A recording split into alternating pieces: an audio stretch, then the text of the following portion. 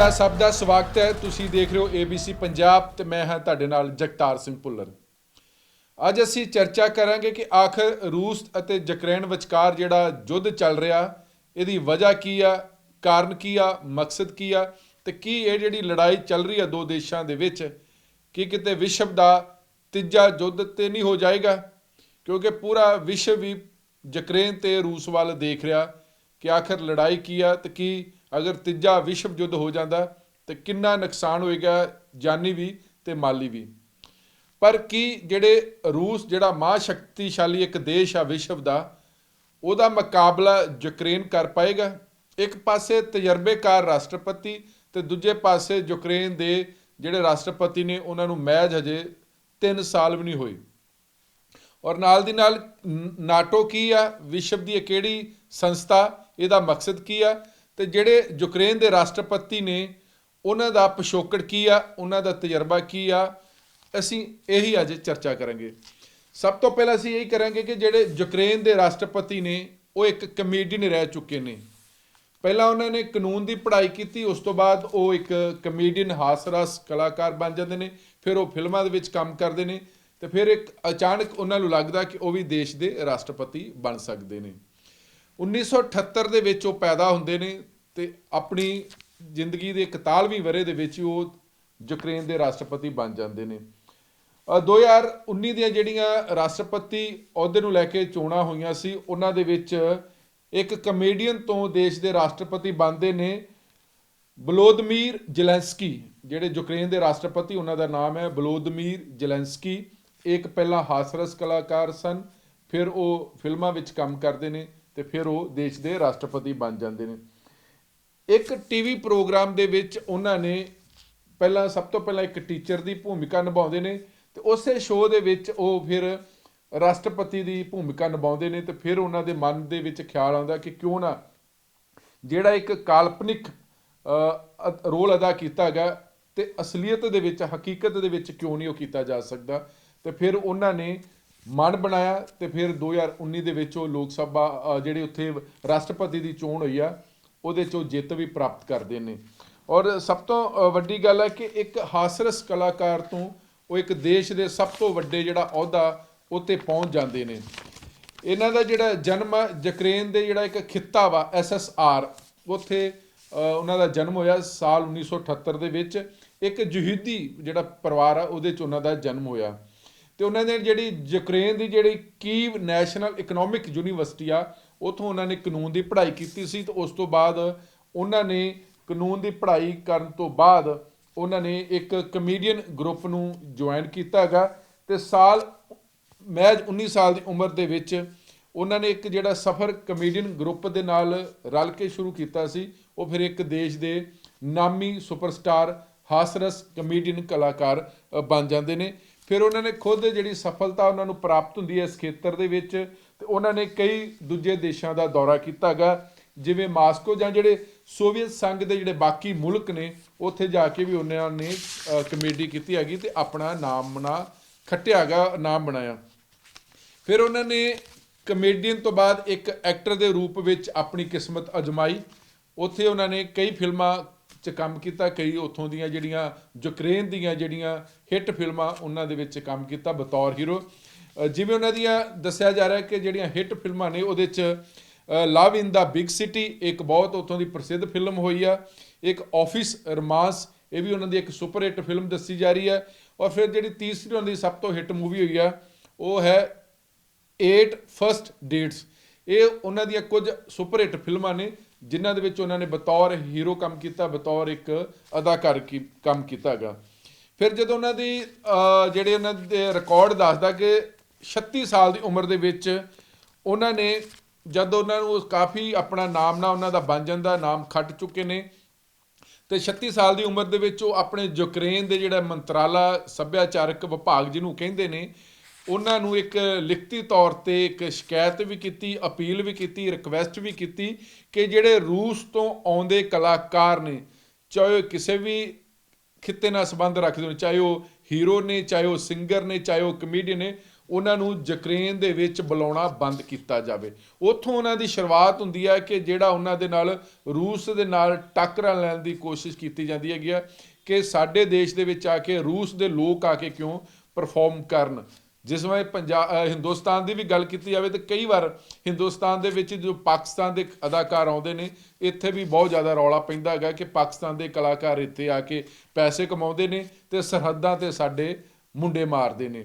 ਤੇ ਇਸ ਤਰ੍ਹਾਂ ਦਾ ਹੀ ਉੱਥੇ ਵੀ ਜਿਹੜੇ ਵਲੋਦਮੀਰ ਜ਼ੈਲੈਂਸਕੀ ਆ ਯੂਕਰੇਨ ਦੇ ਰਾਸ਼ਟਰਪਤੀ, ਉਹਨਾਂ ਨੂੰ ਵੀ ਉਹ ਪੀੜਾ ਦਾ ਅਹਿਸਾਸ ਹੋਇਆ ਕਿ ਰੂਸ ਦੇ ਜਿਹੜੇ ਕਲਾਕਾਰ ਨੇ ਉਹ ਯੂਕਰੇਨ ਦੀ ਧਰਤੀ 'ਤੇ ਨਹੀਂ ਆਉਣੇ ਚਾਹੀਦੇ। ਉਸ ਤੋਂ ਉਹਨਾਂ ਦੀ ਸ਼ੁਰੂਆਤ ਵੱਜਦੀ ਆ ਅਤੇ ਫਿਰ ਉਹ ਰੂਸ ਦੇ ਖਿਲਾਫ ਆਵਾਜ਼ ਵੀ ਬੁਲੰਦ ਕਰਦੇ ਨੇ।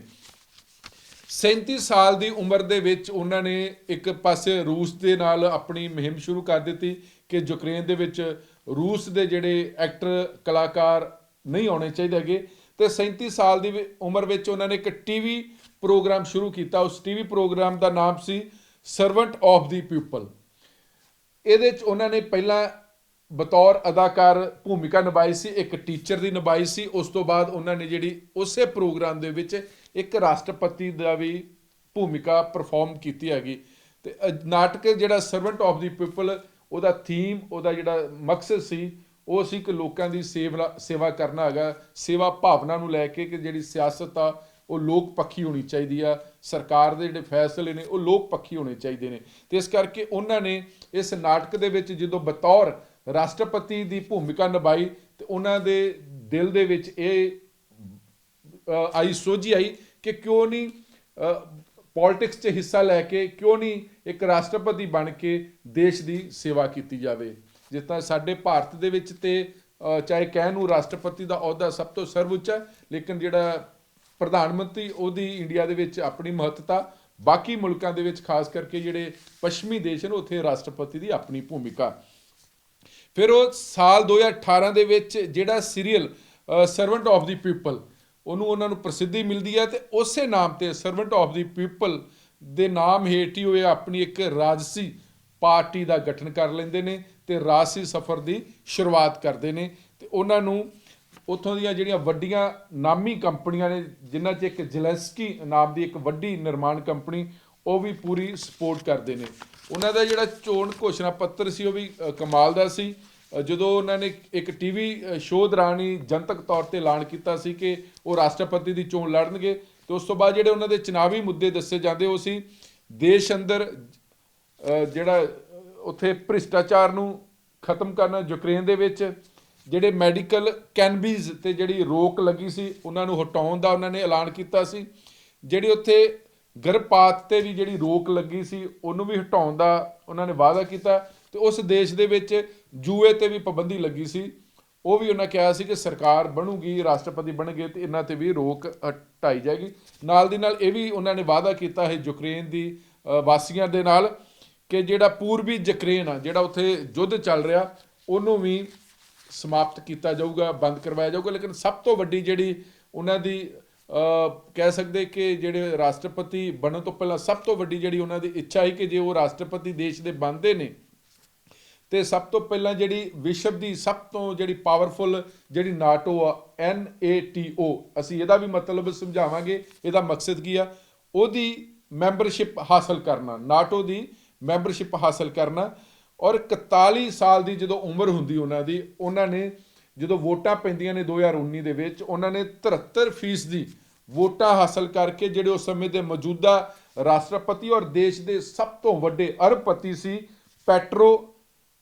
ਪੈਰੋਸੈਂਕੋ, ਜਿਹੜੇ ਉਸ ਸਮੇਂ ਯੂਕਰੇਨ ਦੇ ਰਾਸ਼ਟਰਪਤੀ ਸੀ, ਇੱਕ ਅਰਬਪਤੀ ਸੀ ਜਿਨ੍ਹਾਂ ਦਾ ਨਾਮ ਪੈਰੋਸੈਂਕੋ ਨੂੰ 73% ਦੀ ਵੋਟਾਂ ਹਾਸਲ ਕਰਕੇ ਹਰਾਇਆ ਸੀ ਅਤੇ ਦੇਸ਼ ਦੇ ਰਾਸ਼ਟਰਪਤੀ ਬਣੇ ਸੀ। ਇਹ ਯੂਕਰੇਨ ਦੇ ਜਿਹੜੇ ਰਾਸ਼ਟਰਪਤੀ ਨੇ, ਇਹ ਉਹਨਾਂ ਦੀ ਅਸੀਂ ਪਿਛੋਕੜ ਦੱਸਿਆ ਕਿ ਕਿਵੇਂ ਇੱਕ ਹਾਸਰਸ ਕਲਾਕਾਰ ਤੋਂ ਪਹਿਲਾਂ ਕਾਨੂੰਨ ਦੀ ਪੜ੍ਹਾਈ ਹਾਸਲ ਕਰਦੇ ਨੇ, ਫਿਰ ਉਹ ਕਮੇਡੀਅਨ ਬਣਦੇ ਨੇ, ਫਿਰ ਇੱਕ ਫਿਲਮੀ ਅਦਾਕਾਰ ਬਣਦੇ ਨੇ, ਫਿਰ ਇੱਕ ਨਾਟਕ ਦੇ ਵਿੱਚ ਉਹਨਾਂ ਨੂੰ ਰਾਸ਼ਟਰਪਤੀ ਬਣਨ ਦਾ ਇੱਕ ਭੂਮਿਕਾ ਮਿਲਦੀ ਨੇ, ਫਿਰ ਉਹ ਰੀਅਲ ਦੇ ਵਿੱਚ, ਅਸਲ ਦੇ ਵਿੱਚ ਦੇਸ਼ ਦੇ ਰਾਸ਼ਟਰਪਤੀ ਬਣ ਜਾਂਦੇ ਨੇ, ਵਲੋਦਮੀਰ ਜ਼ੈਲੈਂਸਕੀ। ਹੁਣ ਅਸੀਂ ਤੁਹਾਨੂੰ ਦੱਸਾਂਗੇ ਕਿ ਆਖਰ ਨਾਟੋ ਕੀ ਆ, ਇਹਦੀ ਮਕਸਦ ਕੀ ਆ, ਮੰਤਵ ਕੀ ਆ ਅਤੇ ਕਿਉਂ ਇਹਦੀ ਲੋੜ ਪਈ ਆ।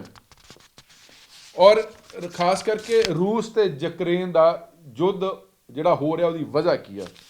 ਅਸਲ 'ਚ ਜਿਹੜਾ ਰੂਸ ਆ ਉਹ ਕਦੇ ਵੀ ਨਹੀਂ ਚਾਹੁੰਦਾ ਕਿ ਜਿਹੜਾ ਯੂਕਰੇਨ ਆ ਉਹ ਨਾਟੋ ਦਾ ਮੈਂਬਰ ਬਣੇ, ਹਿੱਸਾ ਬਣੇ, ਕਿਉਂਕਿ ਰੂਸ ਲਗਾਤਾਰ ਇਹ ਮਹਿਸੂਸ ਕਰਦਾ ਸੀ ਕਿ ਅਗਰ ਜਿਹੜੇ ਰੂਸ ਦੇ ਜਿਹੜੇ ਰਾਸ਼ਟਰਪਤੀ ਨੇ ਵਲਾਦੀਮੀਰ ਪੁਤਨ, ਉਹ ਲਗਾਤਾਰ ਮਹਿਸੂਸ ਕਰਦੇ ਆ ਰਹੇ ਸੀ ਕਿ ਅਗਰ ਯੂਕਰੇਨ ਨੇ ਵੀ ਨਾਟੋ ਦੀ ਮੈਂਬਰਸ਼ਿਪ ਹਾਸਲ ਕਰ ਲਈ ਤੇ ਜਿਹੜੀਆਂ ਅਮਰੀਕਨ ਫੌਜਾਂ ਨੇ ਉਹ ਸਰਹੱਦ ਤੇ ਆ ਕੇ ਬੈਠ ਜਾਣਗੀਆਂ, ਫਿਰ ਰੂਸ ਔਰ ਅਮਰੀਕਾ ਦੇ ਜਿਹੜੇ ਰਿਸ਼ਤੇ ਨੇ ਉਹ ਪਹਿਲਾਂ ਹੀ ਸੁਖਾਵੇਂ ਨਹੀਂ ਆ। ਤੇ ਇਸੇ ਕਰਕੇ ਜਿਹੜਾ ਰੂਸ ਆ ਉਹ ਯੂਕਰੇਨ ਦਾ ਵਿਰੋਧ ਕਰਦਾ ਸੀ ਕਿ ਉਹ ਮੈਂਬਰਸ਼ਿਪ ਨਾ ਹਾਸਲ ਕਰੇ। ਇਹ ਮੁੱਖ ਵਜ੍ਹਾ ਦੱਸੀ ਜਾ ਰਹੀ ਆ। ਇਸੇ ਕਰਕੇ ਰੂਸ ਨੇ ਯੂਕਰੇਨ ਤੇ ਹਮਲਾ ਕੀਤਾ ਔਰ ਉਹਨਾਂ ਨੂੰ ਲੱਗਦਾ ਸੀ ਕਿ ਅਗਰ ਇਹ ਨਾਟੋ ਦਾ ਮੈਂਬਰ ਬਣ ਜਾਂਦਾ ਯੂਕਰੇਨ ਤੇ ਲਾਜ਼ਮੀ ਤੌਰ ਤੇ ਇਹ ਉਹਨਾਂ ਵਾਸਤੇ ਚੰਗਾ ਸੰਕੇਤ ਨਹੀਂ ਹੈ। ਹੁਣ ਨਾਟੋ ਇੱਕ ਸੈਨਿਕ ਗੱਠਜੋੜ ਆ, ਇਹਦੇ 'ਚ ਕਰੀਬ 30 ਜਿਹੜੇ ਦੇਸ਼ ਦੇ ਪਾਵਰਫੁਲ ਦੇਸ਼ ਨੇ ਉਹਦੇ ਮੈਂਬਰ ਨੇ, ਜਿਸ ਦਾ ਮਕਸਦ ਆ ਕਿ ਸਾਂਝੀ ਸੁਰੱਖਿਆ ਨੀਤੀ ਤੇ ਕੰਮ ਕਰਨਾ ਹੈਗਾ। ਅਗਰ ਕੋਈ ਵੀ ਬਾਹਰਲਾ ਦੇਸ਼ ਨਾਟੋ ਦੇ ਨਾਲ ਜਿਹੜਾ ਅਟੈਚ ਆ, ਜਿਹਦੇ ਕੋਲ ਮਾਨਤਾ, ਕੋਈ ਹਮਲਾ ਕਰਦਾ ਤੇ ਨਾਲ ਦੀ ਨਾਲ ਇਹ ਸਮਝਿਆ ਜਾਂਦਾ ਕਿ ਉਹ ਹਮਲਾ ਬਾਕੀ ਜਿਹੜੇ ਨਾਟੋ ਦੇ ਮੈਂਬਰ ਉਹਨਾਂ ਤੇ ਹਮਲਾ ਕੀਤਾ ਗਿਆ। ਉਦਾਹਰਨ ਦੇ ਤੌਰ ਤੇ ਅਗਰ ਜਿੱਦਾਂ ਪੁਰਤਗਾਲ ਜਾਂ ਅਮਰੀਕਾ ਤੇ ਕੋਈ ਬਾਹਰਲਾ ਦੇਸ਼ ਹਮਲਾ ਕਰਦਾ ਤੇ ਲਾਜ਼ਮੀ ਤੌਰ ਤੇ ਸਮਝਿਆ ਜਾਊਗਾ ਕਿ ਇਹ ਪੂਰੇ ਦੇ ਪੂਰੇ ਨਾਟੋ ਨਾਲ ਜਿਹੜੇ ਸੰਬੰਧਿਤ ਦੇਸ਼ ਨੇ ਉਹਨਾਂ ਤੇ ਹਮਲਾ ਹੋਇਆ। ਇਸ ਕਰਕੇ ਰੂਸ ਇਸੇ ਵਜ੍ਹਾ ਤੋਂ ਡਰਦਾ ਸੀ, ਉਹਨੂੰ ਇਸੇ ਵਜ੍ਹਾ ਤੋਂ ਚਿੜ ਸੀ, ਇਸੇ ਵਜ੍ਹਾ ਨਾਲ ਉਹ ਨਫ਼ਰਤ ਕਰਦਾ ਸੀ ਤੇ ਉਹਨਾਂ ਨੂੰ ਯੂਕਰੇਨ ਤੇ ਇਸੇ ਕਰਕੇ ਹਮਲਾ ਕੀਤਾ ਕਿ ਇਹ ਜਿਹੜਾ ਨਾਟੋ ਦਾ ਮੈਂਬਰ ਨਾ ਬਣੇ। ਔਰ ਅਗਰ ਕੋਈ ਹਮਲਾ ਕਰਦਾ ਹੈਗਾ ਤੇ ਲਾਜ਼ਮੀ ਤੌਰ ਤੇ ਜਿਹੜੇ ਨਾਟੋ ਦੇ ਬਾਕੀ ਮੈਂਬਰ ਨੇ ਉਹਦੀ ਮਦਦ ਵਾਸਤੇ ਆਉਣਗੇ। ਇਸ ਕਰਕੇ ਇਹ ਜਿਹੜੀ ਮੁੱਖ ਵਜ੍ਹਾ। ਹੁਣ ਨਾਟੋ ਦਾ ਜਿਹੜਾ ਮਤਲਬ ਹੈਗਾ, ਇਹਦਾ ਮਤਲਬ ਆ ਦਾ ਨਾਰਥ ਅਟਲਾਂਟਿਕ ਟ੍ਰੀਟੀ ਆਰਗੇਨਾਈਜੇਸ਼ਨ। ਇਸ ਨੂੰ ਨਾਰਥ ਅਟਲਾਂਟਿਕ ਅਲਾਈਅੰਸ ਵੀ ਕਿਹਾ ਜਾਂਦਾ ਹੈਗਾ। ਆਪਸੀ ਮਿਲਟਰੀ ਸਹਿਯੋਗ ਤਹਿਤ ਇਹ ਸੁਰੱਖਿਆ ਨੀਤੀ ਹੈਗੀ ਆ। ਇਹਦੇ 'ਚ 28 ਯੂਰਪੀਅਨ ਦੇਸ਼ ਨੇ ਤੇ 2 ਨਾਰਥ ਅਮਰੀਕਾ ਦੇ ਦੇਸ਼ ਨੇ, ਮਤਲਬ ਕੁੱਲ 30 ਦੇਸ਼ ਨੇ। ਇਹਦੀ ਜਿਹੜੀ ਸਥਾਪਨਾ ਨਾਟੋ ਦੀ ਇਹ 4 ਅਪ੍ਰੈਲ 1949 'ਚ ਅਮਰੀਕਾ ਦੇ ਵਿੱਚ ਇਹਦੀ ਵਾਸ਼ਿੰਗਟਨ 'ਚ ਇਹਦੀ ਨੀਂਹ ਰੱਖੀ ਗਈ ਸੀ ਤੇ ਜਿਹੜਾ ਇਹਦਾ ਮੁੱਖ ਦਫ਼ਤਰ ਹੁਣ ਉਹ ਬੈਲਜੀਅਮ ਦੇ ਜਿਹੜੀ ਹੈ ਸਥਾਨ ਆ, ਜਿਹੜਾ ਉੱਥੋਂ ਦਾ ਸ਼ਹਿਰ ਆ ਬੈਲਜੀਅਮ ਦਾ ਬਰੁਸਲ, ਉੱਥੇ ਇਹਦਾ ਨਾਟੋ ਦਾ ਮੁੱਖ ਹੈੱਡਕੁਆਟਰ ਆ। ਜਿਹੜੇ ਇਹਦੇ 30 ਦੇਸ਼ ਨੇ ਉਹ ਵੀ ਤੁਹਾਨੂੰ ਅਸੀਂ ਦੱਸ ਦਿੰਦੇ ਹਾਂ। ਮੁੱਖ ਤੌਰ ਤੇ Albania, Belgium, Bulgaria, Canada, Croatia, ਚੈਕ Republic, Denmark, Estonia, France, Germany, Greece, Hungary, Iceland, Italy, Latvia, Lithuania, Luxembourg, Montenegro, Netherland, North Macedonia, Norway, Poland, ਪੁਰਤਗਾਲ, Romania, Slovakia, Slovenia, Spain, Turkey, UK ਤੇ ਅਮਰੀਕਾ। ਇਹ 30 ਦੇਸ਼ ਨੇ। ਹੁਣ ਇਹਨਾਂ 30 ਦੇਸ਼ਾਂ ਤੇ ਕੋਈ ਵੀ ਜਿਹੜੇ ਨਾਟੋ ਤੋਂ ਬਾਹਰ ਮੁਲਕ ਨੇ ਅਗਰ ਹਮਲਾ ਕਰਨਗੇ ਕਿਸੇ ਵੀ ਦੇਸ਼ ਤੇ, ਇਹ 30 ਦੇ 30 ਉਸ ਤੇ ਟੁੱਟ ਪੈਣਗੇ, ਅਟੈਕ ਕਰਨਗੇ। ਇਸ ਕਰਕੇ ਜਿਹੜਾ ਰੂਸ ਆ ਉਹ ਕਦੀ ਵੀ ਨਹੀਂ ਚਾਹੁੰਦਾ ਕਿ ਜਿਹੜਾ ਯੂਕਰੇਨ ਆ, ਜਿਹੜਾ ਉਹਦੀ ਸਰਹੱਦ ਦੇ ਨਾਲ ਆ, ਉਹ ਨਾਟੋ ਦਾ ਮੈਂਬਰ ਬਣੇ। ਔਰ 2019 ਦੇ ਅੰਕੜੇ ਦੱਸਦੇ ਨੇ ਕਿ ਜਿਹੜਾ ਇਹਨਾਂ ਦਾ ਖਰਚਾ ਹੋਇਆ ਉਹ ਲਗਭਗ ਜਿਹੜਾ 874 ਬਿਲੀਅਨ ਯੂਰੋ ਖਰਚਾ ਇਸ ਨਾਟੋ ਦਾ। ਔਰ ਸ਼ੁਰੂਆਤੀ ਦੌਰ ਤੇ ਜਿਹੜੇ ਨਾਟੋ ਦੇ ਸਿਰਫ 12 ਮੈਂਬਰ ਸੀ, ਉਹਨਾਂ ਦੀ ਜਿਹੜੀ ਗਿਣਤੀ ਹੁਣ 30 ਪਹੁੰਚ ਚੁੱਕੀ ਆ। 27 ਮਾਰਚ 2020 ਨੂੰ 3 ਹੋਰ ਜਿਹੜੇ ਦੇਸ਼ ਨੇ ਉਹਨਾਂ ਨੂੰ ਮਾਨਤਾ ਦਿੱਤੀ ਗਈ ਸੀ, ਬੋਸਨੀਆ, ਹੈਰਜ਼ੇਗੋਵੀਨਾ ਅਤੇ ਜਾਰਜੀਆ। ਜਦ ਕਿ ਯੂਕਰੇਨ ਲੰਮੇ ਸਮੇਂ ਤੋਂ ਮੰਗ ਕਰਦਾ ਰਿਹਾ ਸੀ, ਉਹ ਵੀ ਨਾਟੋ ਦਾ ਮੈਂਬਰ ਬਣਨਾ ਚਾਹੁੰਦਾ ਸੀ, ਲੇਕਿਨ ਰੂਸ ਨੂੰ ਇਸ ਚੀਜ਼ ਦੀ ਹੀ ਤਕਲੀਫ ਸੀ ਕਿ ਆਖਰ ਉਹ ਕਿਉਂ ਮੈਂਬਰ ਬਣੇ। ਔਰ ਨਾਲ ਦੀ ਨਾਲ ਅਸੀਂ ਇਹ ਦੱਸਦੇ ਹਾਂ ਕਿ ਯੂਕਰੇਨ ਤੇ ਰੂਸ ਦਾ ਕੋਈ ਮੁਕਾਬਲਾ ਨਹੀਂ ਆ, ਕਿਉਂਕਿ ਜਿਸ ਤਰ੍ਹਾਂ ਰੂਸ ਇੱਕ ਵਿਸ਼ਵ ਦੀ ਇੱਕ ਬਹੁਤ ਵੱਡੀ ਪਾਵਰਫੁਲ ਦੇਸ਼ ਆ, ਮਹਾਂਸ਼ਕਤੀਸ਼ਾਲੀ ਦੇਸ਼ਾਂ 'ਚੋਂ ਰੂਸ ਦਾ ਵੀ ਇੱਕ ਨਾਮ ਆ। ਇਸ ਕਰਕੇ ਅਗਰ ਲੜਾਈ ਦੇ ਤੌਰ ਤੇ, ਯੁੱਧ ਦੇ ਤੌਰ ਤੇ ਦੇਖਿਆ ਜਾਵੇ ਤਾਂ ਜਿਹੜਾ ਯੂਕਰੇਨ ਆ ਉਹ ਰੂਸ ਦੇ ਮੁਕਾਬਲੇ ਨਹੀਂ ਟਿਕਦਾ। ਕਿਉਂ ਨਹੀਂ ਟਿਕ ਸਕਦਾ ਗਾ? ਤੁਹਾਨੂੰ ਦੱਸ ਦੇ ਕਿ ਅਗਰ ਰੂਸ ਕੋਲ ਇਸ ਸਮੇਂ ਜਿਹੜੀ ਫੌਜ ਆ ਉਹਦੀ ਗਿਣਤੀ 8.5 ਲੱਖ ਆ, ਤੇ ਜਿਹੜਾ ਯੂਕਰੇਨ ਆ ਉਹਦੀ ਮਹਿਜ਼ 2 ਲੱਖ। ਮਤਲਬ ਫੌਜ ਹੀ ਕਈ ਗੁਣਾ ਜ਼ਿਆਦਾ ਨੇ। ਇੱਕ ਪਾਸੇ 8.5 ਲੱਖ ਰੂਸ ਕੋਲ ਔਰ ਦੂਜੇ ਪਾਸੇ ਯੂਕਰੇਨ ਕੋਲ ਸਿਰਫ 2 ਲੱਖ। ਹੁਣ ਅਗਰ ਕੁੱਲ ਜਹਾਜ਼ਾਂ ਦੀ ਗਿਣਤੀ ਕੀਤੀ ਜਾਵੇ ਤੇ ਰੂਸ ਕੋਲ ਨੇ 4173, 4173, ਤੇ ਯੂਕਰੇਨ ਕੋਲ ਕਿੰਨੇ ਨੇ? ਸਿਰਫ 318। ਅਗਰ ਜੰਗੀ ਜਹਾਜ਼ਾਂ ਦੀ ਗੱਲ ਕੀਤੀ ਜਾਵੇ ਤਾਂ ਰੂਸ ਕੋਲ 772 ਨੇ ਤੇ ਯੂਕਰੇਨ ਕੋਲ 73 ਨੇ। ਲੜਾਕੂ ਹੈਲੀਕਾਪਟਰਾਂ ਦੀ ਗੱਲ ਕੀਤੀ ਜਾਵੇ ਤਾਂ ਰੂਸ ਕੋਲ 544 ਨੇ ਤੇ ਯੂਕਰੇਨ ਕੋਲ ਸਿਰਫ 34। ਟੈਂਕਾਂ ਦੀ ਅਗਰ ਗੱਲ ਕੀਤੀ ਜਾਵੇ ਤਾਂ ਰੂਸ ਕੋਲ 12,420 ਨੇ ਤੇ ਯੂਕਰੇਨ ਕੋਲ ਸਿਰਫ 2596। ਮਤਲਬ ਕੋਈ ਵੀ ਮੁਕਾਬਲਾ ਨਹੀਂ ਆ। ਫਿਰ ਵੀ ਜਿਹੜਾ ਯੂਕਰੇਨ ਆ ਉਹ ਲੜ ਰਿਹਾ, ਔਰ ਯੂਕਰੇਨ ਦੇ ਰਾਸ਼ਟਰਪਤੀ ਜ਼ੈਲੈਂਸਕੀ ਨੇ ਇਹ ਵੀ ਕਿਹਾ ਕਿ ਉਹਨਾਂ ਨੇ ਆਪਣੇ ਜਿੰਨੇ ਵੀ ਸਿਵਲ ਨਾਗਰਿਕ ਨੇ, ਆਮ ਨਾਗਰਿਕ ਨੇ, ਉਹਨਾਂ ਨੂੰ ਵੀ ਹਥਿਆਰ ਦੇਣ ਦਾ ਫੈਸਲਾ ਕਰ ਲਿਆ ਕਿ ਰੂਸ ਦੇ ਅੱਗੇ ਗੋਡੇ ਨਹੀਂ ਟੇਕੇ ਜਾਣਗੇ, ਉਹਦਾ ਲੜ ਕੇ ਮੁਕਾਬਲਾ ਕੀਤਾ ਜਾਊਗਾ। ਹੁਣ ਇਹ ਵੀ ਤੁਹਾਨੂੰ ਦੱਸ ਦੇं ਕਿ ਅਗਰ ਜਿਹੜਾ ਵਿਸ਼ਵ ਆ ਉਹ ਤੀਸਰੇ ਵਿਸ਼ਵ ਯੁੱਧ ਦੀ ਕੰਗਾਰ 'ਤੇ ਖੜਾ, ਔਰ ਅਗਰ ਤੀਸਰਾ ਵਿਸ਼ਵ ਯੁੱਧ ਹੋ ਜਾਂਦਾ ਤੇ ਲਾਜ਼ਮੀ ਤੌਰ 'ਤੇ ਲੋਕੀ ਅੱਗੇ ਪਹਿਲੇ ਵਿਸ਼ਵ ਯੁੱਧ ਨੂੰ, ਦੂਜੇ ਵਿਸ਼ਵ ਯੁੱਧ ਨੂੰ ਵੀ ਭੁੱਲੇ ਨਹੀਂ ਆ ਗਏ ਕਿ ਕਿੰਨਾ ਉਦੋਂ ਨੁਕਸਾਨ ਹੋਇਆ ਸੀ। ਹੁਣ ਇਸ ਸਮੇਂ ਜਿਹੜੇ ਰੂਸ ਦੇ ਪੱਖ ਦੇ ਵਿੱਚ ਕਿਹੜਾ ਕਿਹੜਾ ਦੇਸ਼ ਆ? ਉੱਤਰੀ Korea, Azerbaijan, Kazakhstan, Kyrgyzstan, Tajikistan, Pakistan, Armenia, Cuba, Belarus, Iran ਤੇ ਚੀਨ। ਹੁਣ ਅਗਰ ਯੂਕਰੇਨ ਸਾਈਡ ਵੇਖੀ ਜਾਵੇ ਤਾਂ ਦਕਸ਼ਣੀ ਕੋਰੀਆ, ਆਈਸਲੈਂਡ, ਅਮਰੀਕਾ, Belgium, Australia, Denmark, Italy, Canada, Luxembourg, Netherland, Japan, Britain ਤੇ ਫਰਾਂਸ। ਇਹ ਦੇਸ਼ ਨੇ ਇੱਕ ਪਾਸੇ ਉਧਰ ਤੇ ਇੱਕ ਪਾਸੇ ਉਧਰ ਆ। ਲੇਕਿਨ ਜਿਸ ਤਰ੍ਹਾਂ ਇਹ ਤੀਸਰੇ ਵਿਸ਼ਵ ਯੁੱਧ ਦੀਆਂ ਗੱਲਾਂ ਹੋ ਰਹੀਆਂ, ਲਾਜ਼ਮੀ ਤੌਰ 'ਤੇ ਇਹਨਾਂ ਮੁਲਕਾਂ ਦਾ ਨੁਕਸਾਨ ਨਹੀਂ, ਵਿਸ਼ਵ ਤੌਰ 'ਤੇ ਆਰਥਿਕ ਪੱਖੋਂ, ਰਾਜਨੀਤਿਕ ਪੱਖੋਂ, ਸਮਾਜਿਕ ਪੱਖੋਂ ਤੇ ਜਾਨੀ ਨੁਕਸਾਨ ਬਹੁਤ ਹੋਏਗਾ। ਪਰ ਇੱਕ ਵਿਸ਼ਵ ਦੀ ਮਹਾਂ ਸ਼ਕਤੀਸ਼ਾਲੀ ਦੇਸ਼ ਰੂਸ ਤੇ ਦੂਜੇ ਪਾਸੇ ਇੱਕ ਯੂਕਰੇਨ, ਛੋਟਾ ਜਿਹਾ ਮੁਲਕ ਜਿਹੜੀਆਂ ਕਈ 5-7 ਮੁਲਕਾਂ ਦੇ ਨਾਲ ਸਰਹੱਦਾਂ ਜੁੜੀਆਂ ਹੋਈਆਂ ਨੇ, ਉਹਦੇ ਜਿਹੜੇ ਰਾਸ਼ਟਰਪਤੀ ਨੇ ਉਹਨਾਂ ਕੋਲ ਮਹਿਜ਼ 3 ਸਾਲ ਦਾ ਤਜਰਬਾ, ਇੱਕ ਕਮੇਡੀਅਨ ਤੋਂ ਉਹਨਾਂ ਦਾ ਸਫ਼ਰ ਦੇਸ਼ ਦਾ ਰਾਸ਼ਟਰਪਤੀ ਬਣਦਾ ਪਹੁੰਚਦੇ ਨੇ। 41 ਸਾਲ ਦੀ ਉਮਰ 'ਚ ਉਹ ਦੇਸ਼ ਦੇ ਰਾਸ਼ਟਰਪਤੀ ਬਣ ਜਾਂਦੇ ਨੇ। ਮੁਕਾਬਲਾ ਰੂਸ ਦੇ ਨਾਲ ਗੱਲ ਕਰ ਰਹੇ ਨੇ। ਤੇ ਵੈਸੇ ਇੱਕ ਕਮੇਡੀਅਨ ਦਾ ਦੇਸ਼ ਦਾ ਰਾਸ਼ਟਰਪਤੀ ਬਣਨਾ ਅਸੀਂ ਪੰਜਾਬ ਨਾਲ ਵੀ ਜੋੜ ਕੇ ਦੇਖ ਸਕਦੇ ਹਾਂ ਕਿ ਪੰਜਾਬ ਦੇ ਵਿੱਚ ਵੀ ਆਮ ਆਦਮੀ ਪਾਰਟੀ ਨੇ ਜਿਹੜਾ ਉਹਦਾ ਮੁੱਖ ਮੰਤਰੀ ਦਾ ਚਿਹਰਾ ਸੀ ਭਗਵੰਤ ਮਾਨ, ਜਿਨ੍ਹਾਂ ਦਾ ਵੀ ਸਫ਼ਰ ਇੱਕ ਕਮੇਡੀਅਨ ਦੇ ਤੌਰ 'ਤੇ ਹੋਇਆ।